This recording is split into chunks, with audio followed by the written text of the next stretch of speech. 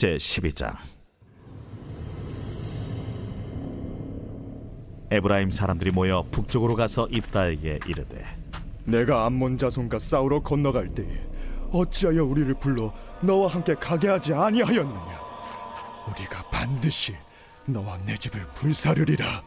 입다가 그들에게 이르되, 나와 내 백성이 암몬 자손과 크게 싸울 때 내가 너희를 부르되 너희가 나를 그들의 손에서 구원하지 아니한고로 나는 너희가 도와주지 아니하는 것을 보고 내 목숨을 돌보지 아니하고 건너가서 암몬 자손을 쳤더니 여호와께서 그들을 내 손에 넘겨주셨거늘 너희가 어찌하여 오늘 내게 올라와서 나와 더불어 싸우고자 하느냐? 입다가 길르앗 사람을 다 모으고 에브라임과 싸웠으며 길르앗 사람들이 에브라임을 쳐서 무찔렀으니 이는 에브라임의 말이, 너희 길앗 사람은 본래 에브라임에서 도망한 자로서 에브라임과 문합세 중에 있다. 길르앗 사람이 에브라임 사람보다 앞서 요단강 나루턱을 장악하고 에브라임 사람의 도망하는 자가 말하기를, 청하건대 나를 건너가게 하라 하면 길르앗 사람이 그에게 묻기를, 내가 에브라임 사람이냐 하여 그가 만일 아니라 하면 그에게 이르기를 시볼렛이라 발음하라 하여 에브라임 사람이 그렇게 바로 말하지 못하고 시볼렛이라 발음하면 길르앗 사람이 곧 그를 잡아서 요단강 나루턱에서 죽였더라. 그때 에브라임 사람의 죽은 자가 42,000명이었더라. 입다가 이스라엘의 사사가 된 지 6년이라 길르앗 사람 입다가 죽음에 길르앗에 있는 그의 성읍에 장사되었더라. 그 뒤를 이어 베들레헴의 입산이 이스라엘의 사사가 되었더라. 그가 아들 30명과 딸 30명을 두었더니 그가 딸들을 밖으로 시집 보냈고 아들들을 위하여는 밖에서 여자 30명을 데려왔더라. 그가 이스라엘의 사사가 된 지 7년이라 입산이 죽음에 베들레헴에 장사되었더라. 그 뒤를 이어 스불론 사람 엘론이 이스라엘의 사사가 되어 10년 동안 이스라엘을 다스렸더라. 스불론 사람 엘론이 죽음에 스불론 땅 아얄론에 장사되었더라. 그 뒤를 이어 비라돈 사람 힐렐의 아들 압돈이 이스라엘의 사사가 되었더라. 그에게 아들 40명과 손자 30명이 있어 어린 나귀 70마리를 탔더라. 압돈이 이스라엘의 사사가 된 지 8년이라 비라돈 사람 힐렐의 아들 압돈이 죽음에 에브라임 땅 아말렉 사람의 산지 비라돈에 장사되었더라.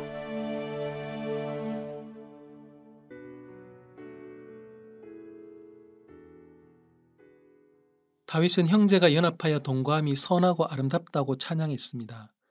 우리가 있는 곳에 이런 아름다운 연합이 가득하길 예수님의 이름으로 축복합니다. 세우는 사람이십니까? 무너뜨리는 사람이십니까? 격려하는 사람이십니까? 시기로 분열을 야기하는 사람이십니까? 공동체를 세우는 동력자이십니까? 아니면 파괴하는 말썽꾼이십니까? 입다와 에브라임의 모습이 상관없는 남의 이야기로만 들리지 않습니다. 오늘 본문은 두 부분으로 나눌 수 있습니다. 1절부터 7절은 입다와 에브라임 사람들의 분쟁과 내전이고 8절부터 15절은 세 명의 소사사 입산, 엘론, 압돈입니다. 외부적 위협이 제거되자 내부적 문제가 드러납니다.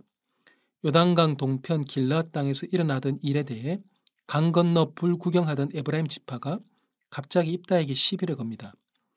암몬과의 싸움에서 부르지 않았다라는 것입니다.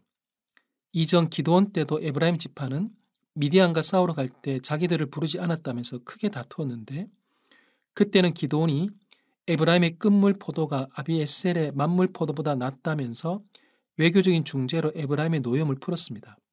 그러나 지금 입다의 상황은 다릅니다. 문맥으로 보면 바로 앞에 딸의 죽음이 있습니다. 에브라임 지파가 너와 내 집을 불사르겠다라는 것은 단순히 물리적인 건물에 그치지 않고 그의 가문을 의미합니다. 무난 동료가 죽은 상황에 가문을 불사르겠다라는 것은 불에 기름을 붓는 것과 같습니다. 그리고 기드온 때는 전쟁이 끝나지 않아 지파 간의 분열을 피해야 되었지만 지금은 암몬과의 전쟁이 이미 끝났기에 외부의 적을 고려하여 행동을 자제하지 않아도 되는 상황입니다. 더군다나 이전에 쫓겨난 적이 있었던 입다에게 도망한 자라는 표현은 참을 수 없었을 것입니다. 그래서 그런지 협상과 설득에 능했던 입다가 이번에는 에브라임과 그 어떤 협상도 하지 않습니다. 입다는 에브라임과 싸우고 결국 입다가 이깁니다. 패한 에브라임 지파가 도망가는 길목인 요단강 나루턱에서 십볼렛이란 발음으로 에브라임 사람인지 아닌지를 판가름하여 무려 4만 2천 명을 죽입니다. 민수기 1장의 1차 인구조사 때 에브라임 지파의 20세 이상 장정은 4만 500명, 민수기 26장의 2차 인구조사 때에는 장정이 3만 2,500명이었습니다. 이후 사사기 20장에서 베냐민 지파에 죽임당한 군사가 2만 5천 명인 것을 감안하면 엄청난 숫자가 죽음을 당했음을 알게 됩니다. 동족 간의 전쟁까지 벌어지면서 사사시대는 더 어둠 속으로 빠져듭니다. 입다 이후 입산, 엘론, 압돈 3명의 소사사가 등장합니다. 입사는 아들 30명과 딸 30명을 두었는데 밖으로 시집 보내고 밖에서 며느리를 데리고 옵니다. 평화를 유지하기 위해 정략 결혼을 하는 모습입니다. 이방인과 통혼하지 말라는 말씀을 어기는 일일 뿐 아니라 평화 즉 샬롬은 하나님으로부터 온다라는 것을 망각한 모습입니다. 압돈은 40명의 아들과 30명의 손자를 두었습니다. 권력을 누리는 사사 집안의 규모가 점점 커집니다. 압돈의 이름의 뜻은 종인데 자손과 나귀 70마리를 보면 종이 아니라 마치 왕과 같은 삶을 산 것 같습니다.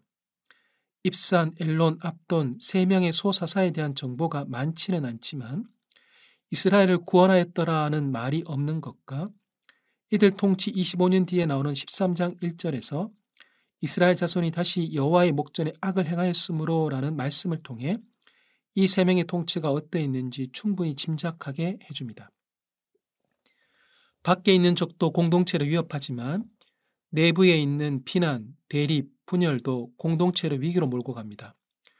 오늘 본문에서 보는 공동체의 위기의 원인은 공동체가 어려울 때 서로 돕지 않은 것에 기인합니다.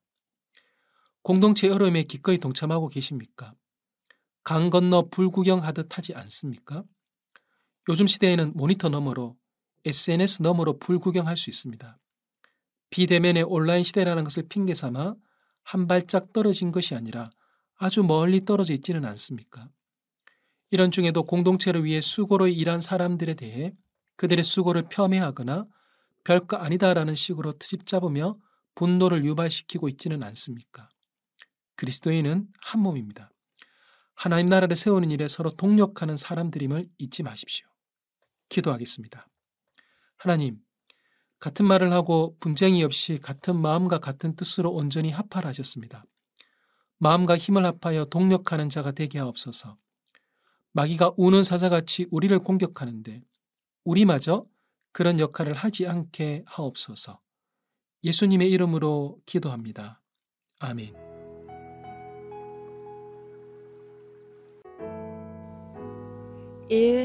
오심 기도. 하루 5번 마음을 다해 드리는 기도.